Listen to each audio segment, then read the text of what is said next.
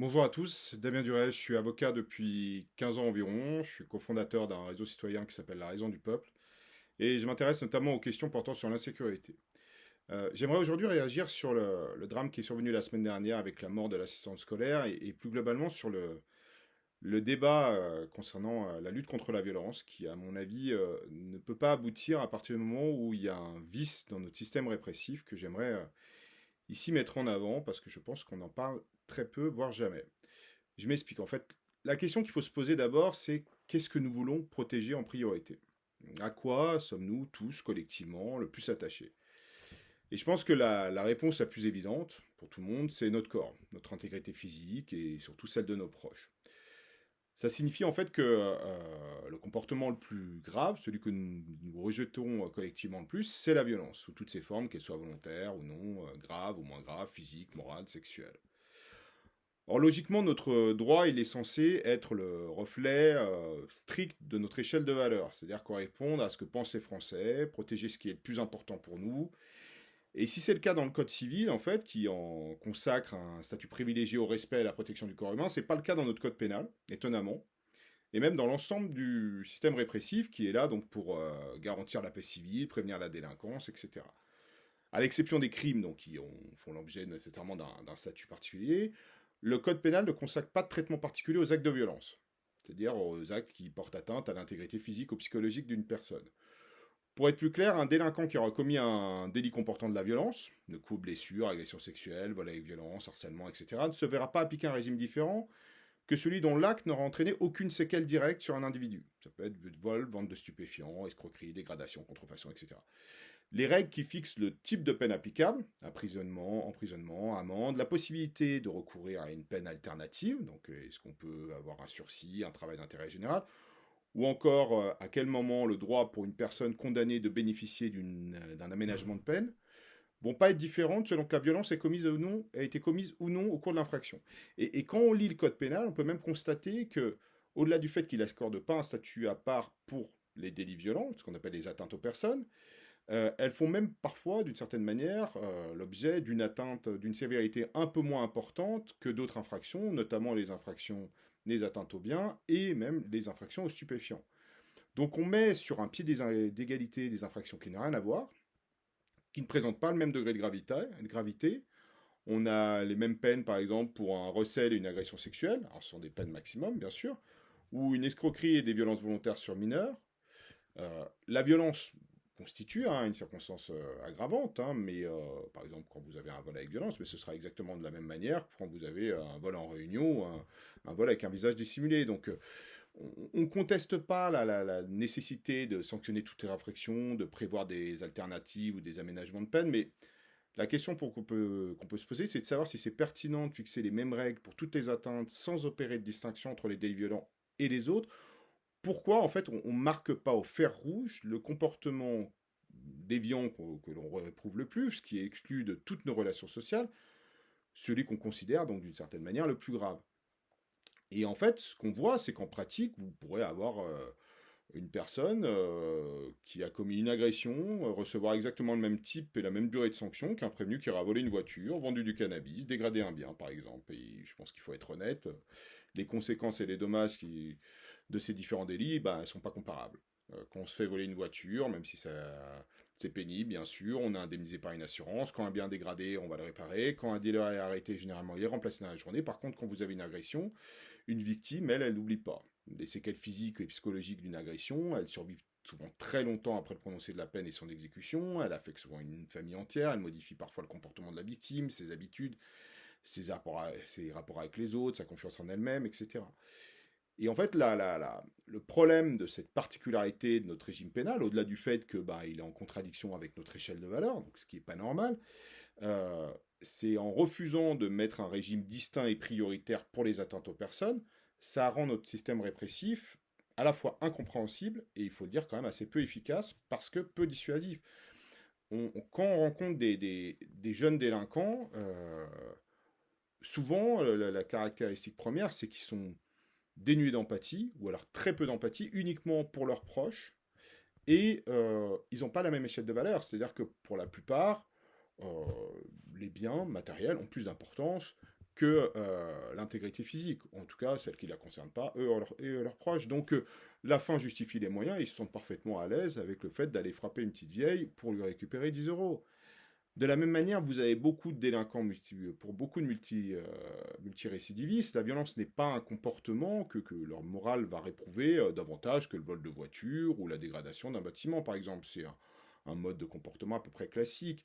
Ils sont en contradiction avec l'échelle de valeur. Il y en a même certains qui ne la connaissent pas, qui considèrent qu'au final, nous, on est une société matérialiste, attachée aux biens matériels, ce qui est sans doute pas faux, mais pour qui l'intégrité physique ne constitue pas une valeur supérieure à toutes les autres. Et on peut voir qu'en pratique, ils vont pas faire la distinction entre toutes les infractions qu'ils commettent, et même s'ils ignorent pas le risque de prison, ils savent qu'à un moment ou à un autre, c'est une possibilité, ils ne l'associent pas à la commission d'une infraction particulière, et donc la sanction d'un comportement identifié. Donc tout ça ne sert pas à grand-chose, et a vraiment pas de caractère dissuasif. À partir du moment où on mélange des actes de violence avec des comportements qui ne présentent pas la même gravité, on empêche en fait les délinquants de prendre conscience de la gravité de leurs actes, et de comprendre que tous les comportements ne se valent pas. Euh, Si on veut protéger les personnes contre des drames comme on a vu la semaine dernière, il ne faut pas stigmatiser des auteurs, il ne faut pas stigmatiser une origine, ou dire on va interdire des couteaux, ce genre de mesures gadget. Il y a une seule chose qu'il faut stigmatiser, c'est un comportement qui est celui de la violence. Il faut envoyer un message qui soit à la fois clair, à la fois simple, que tout le monde peut comprendre, même un gamin de 14 ans, en créant une forme de double levier. Là, non seulement vous êtes hors la loi, vous commettez un délit, et ça, la plupart des délinquants savent bien faire la différence entre ce qui est légal et ce qui n'est pas légal, mais en plus vous le faites en utilisant la voie, le comportement qui est le plus grave, celui que les citoyens rejettent le plus, c'est-à-dire la violence. L'autre problème en fait que pose cette confusion, c'est cette mise sur un pied d'égalité de toutes les infractions, dans une espèce d'énorme pour tous, c'est que bah forcément on crée une concurrence victimaire. Alors on peut le regretter bien sûr, mais les différentes manifestations de la violence suscitent souvent une indignation différente selon ses convictions, sa sensibilité, sa proximité avec la victime, etc. Et donc, en fait, pour se faire entendre, tout le monde a tendance un peu à tirer la couverture à soi, à tenter d'obtenir un traitement de faveur, une punition plus importante pour les auteurs de violences qui visent sa communauté, celle avec laquelle on se sent une proximité, etc. Donc, et comme tout acte de violence est devenu maintenant un fait politique qui a instrumentalisé, exacerbé, on le met en confrontation avec les autres, on tente de susciter de l'empathie et du soutien dans une forme de surenchère victimaire. Et même les élus, par exemple, même les politiques disent, bah, regardez, la violence contre les élus, c'est très grave, il faut la punir plus sévèrement. Alors, tout le monde est d'accord sur le fait que c'est plus grave, sauf que quand on les met tous les élus d'un pas à côté des autres, il y en a forcément certaines avec lesquelles on se sent plus, on est plus choqué, on a plus de l'empathie avec certaines victimes, etc. Donc, on ne devrait pas avoir à choisir son indignation en fonction de l'identité de la victime, du type de l'agression, encore moins de l'auteur, du type d'auteur, mais en fait reconnaître que toutes les violences sont graves, et ce, quel que soit leur auteur et quelle que soit leur victime. Et le dernier problème, qui pour moi est grave aussi, c'est qu'en refusant d'établir une hiérarchie entre les comportements violents, le législateur il entretient constamment une défiance envers les magistrats et l'ensemble du système judiciaire. Il y a une forme d'incompréhension entre les Français et les magistrats. Les Français sont de plus en plus inquiets, en colère face aux différents actes de violence qu'on voit quotidiennement. Et beaucoup donc accusent les magistrats de faire preuve de laxisme, de ne pas avoir suffisamment la main lourde dans les peines, etc. Alors, non seulement les magistrats sont tenus de respecter les règles et les peines prévues par le législateur, donc que ce soit pour les aménagements de peine, pour l'échelle de peine, etc., ils sont obligés de composer avec une surpopulation carcérale, pardon, mais aussi avec le fait que le régime pénal n'impose aucune distinction entre les atteintes aux personnes et les atteintes aux biens, et avec les infractions sur les stupéfiants. Donc, à partir du moment où les législateurs ne disent pas aux magistrats de faire une différence entre une atteinte aux personnes et les autres infractions, quand il lui dit pas, ne faites pas une distinction entre un recel et une atteinte, une violence volontaire répétée sur mineur, c'est-à-dire que vous avez les mêmes peines, le magistrat ne va pas le faire, il ne va pas faire la distinction, il ne va pas faire la séparation, il va juger en fonction de la personne, en fonction de différents critères, mais il n'y aura pas en soi de différence pour marquer le fait que pour la plupart des Français, une immense majorité, les violences répétées sur mineurs sont plus graves qu'un recel. Donc on ne peut pas lui en vouloir de respecter le fait que les magistrats, que les législateurs refusent de choisir. Et en fait, ils subissent en plus les injonctions contradictoires des politiques qui pensent que l'on peut tout mener de front avec la même méthode, avec la même sévérité, qu'on va y arriver, et au final, on n'y arrive pour aucune des manifestations de la délinquance, et qui leur disent donc un jour de punir plus sévèrement, bah là, un jour ça va être les rodéos, après ça va être les infractions sur les stupéfiants, un autre les cambriolages, les violences conjugales, etc. Donc la responsabilité, elle incombe au législateur, pas au magistrat. Et donc, la solution, selon moi, c'est à la fois de séparer et d'hierarchiser les différentes manifestations de l'insécurité, donc pour se concentrer sur celles qui occasionnent le plus de dommages, c'est-à-dire les atteintes aux personnes, la violence. On consacre d'une certaine manière dans le code pénal et dans notre système répressif le caractère inviolable et sacré du corps humain, en imputant donc aux atteintes diverses qui peuvent lui être faites, violence, agression, atteinte sexuelle, harcèlement, un régime unique et particulier qui va de la garde à vue jusqu'aux mesures, au mode d'aménagement de peine, pardon, et évidemment les réponses les plus sévères. Donc ça suppose évidemment qu'il faut que la gravité de la violence soit démontrée dès le moindre acte. Car on le voit, on l'a vu avec ce jeune de 14 ans, en fait, on se rend compte qu'il avait déjà utilisé la violence auparavant.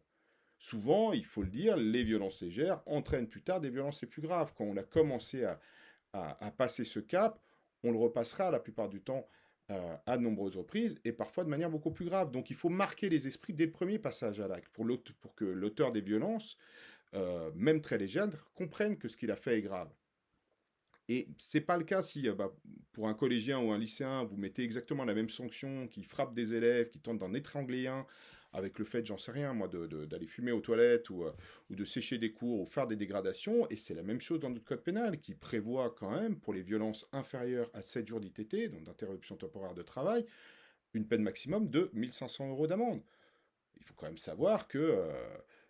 5 ou 6 jours d'ITT, on peut avoir un nez cassé, et pour autant, la personne sera punie avec un maximum de 1500 euros d'amende, ce qui paraît quand même très très peu. Alors évidemment, on va me dire, il y a des exceptions, il y en a des très nombreuses. À chaque nouveau fait divers, quasiment, on a une nouvelle exception. Donc quand on a une violence dans telle circonstance qui vise telle personne, bah là ce sera plus 7 jours, ce sera plus 1500 euros d'amende, ce sera 3 ans de prison. D'accord, mais est-ce que quelqu'un est capable de me citer lesquels? Est-ce que c'est compréhensible pour quelqu'un? Et je ne pense pas, et certainement pas pour les personnes violentes. Donc, pour être efficace, il faut donc un régime particulier, avec des mesures plus sévères, mais aussi évidemment se coupler avec de la prévention, avec des mesures d'accompagnement psychosociaux, avec une augmentation des moyens du service pénitentiaire d'insertion et de prévention, pour pouvoir accompagner ces personnes qui se permettent de commettre l'acte que l'on réprouve le plus. Et il faut aussi, et ça c'est important, c'est que à partir du moment où on priorise les attentes aux personnes, à partir du moment où on crée de la hiérarchie, bah nécessairement, il y en a certains qui passent en second ou en troisième. Euh, alors, personne n'a envie de nier la gravité des atteintes aux biens, les conséquences gravissimes du trafic de stupéfiants, les conséquences économiques de la fraude fiscale, le caractère traumatisant chez certains de cambriolage, sans violence, hein, bien sûr. Mais il faut quand même comprendre deux choses. D'abord, c'est que l'insécurité n'est pas un bloc uni, qui appelle les mêmes méthodes et les mêmes réponses. Le trafic de drogue et la fraude fiscale, par exemple, sont des phénomènes systémiques, qui sont internationaux, qui nécessitent une réponse politique globale, tout azimut, qui soit cohérente. Ça signifie évidemment pas qu'il ne faut pas prévoir de la prison pour les infractions les plus graves, mais il faut comprendre aussi que le caractère dissuasif de la prison agira beaucoup plus pour des auteurs de violence où on est sur un acte souvent instantané, un désir, une forme de pulsion, souvent déclenché par la colère, l'envie, la frustration, alors que dans le cadre de trafic de drogue, c'est un choix volontaire, dans le cadre où la personne a assimilé la possibilité de la prison. Dans la fraude fiscale, les personnes utilisent des moyens pour éviter la prison, habitent parfois à l'étranger, etc. Donc le caractère dissuasif de la prison va beaucoup plus agir de manière efficace contre une personne qui serait susceptible de commettre de la violence. Et puis, il y a beaucoup de moyens, autres que la prison. Le législateur a offert un éventail de peines extrêmement important qui peuvent être utilisés contre les auteurs des atteintes aux biens, par exemple, pour les punir à la fois efficacement et sévèrement, que ce soit les peines d'amende qui peuvent être évaluées à la hausse, établies en fonction des revenus de l'auteur de l'infraction, comme ça se pratique dans certains pays européens. On peut voir des mesures plus longues de placement sous bracelet électronique. On peut augmenter le plafond d'heures de travail d'intérêt général, etc., etc., etc. Et le deuxième point, bon, bah, choisir, c'est nécessairement renoncer. Il faut reconnaître que les différentes manifestations de la violence, qu'elles soient morales, physiques, sexuelles, qu'elles touchent des mineurs, des femmes, qu'elles soient gratuites, crapuleuses, elles présentent une gravité plus importante, que les différents phénomènes de la violence euh, entraînent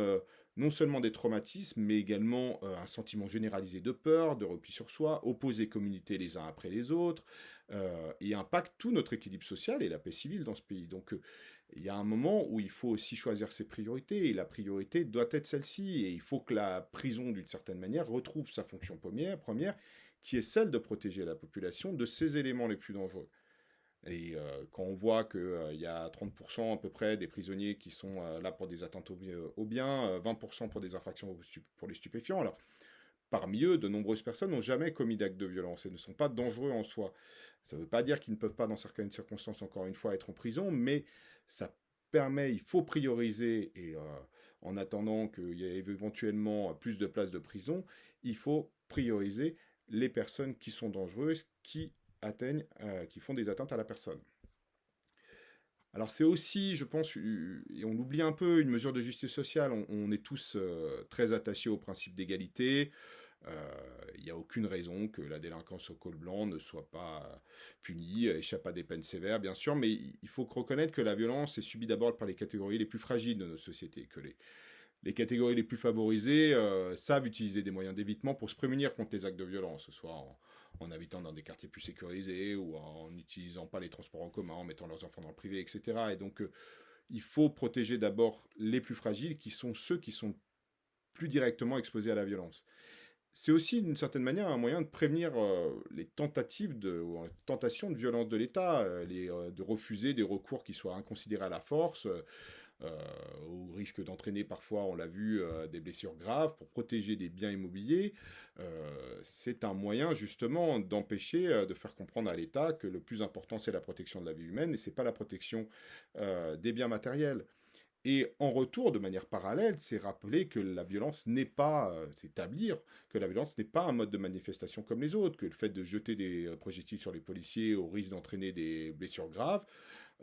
et pour défendre une cause, quelle que soit, n'est pas acceptable. Donc, d'une certaine manière, c'est un moyen de pacifier la société, de refuser que l'on nous impose de choisir notre camp. C'est normal qu'on ait d'empathie pour telle ou telle cause, pour un certain type de victimes, en fonction de nos sensibilités, nos opinions politiques, de notre origine, nos situations personnelles. C'est aussi totalement normal et même sain qu'il y ait des oppositions entre les partisans de la répression, partisans d'un régime plus préventif, mais on devrait s'accorder sur le fait que la violence est l'acte le plus grave. Je pense que c'est la marque d'une société qui est assez sûre de ses valeurs, de dire que le corps humain doit constituer une forme de sanctuaire inviolable que l'on ne peut pas atteindre. Merci.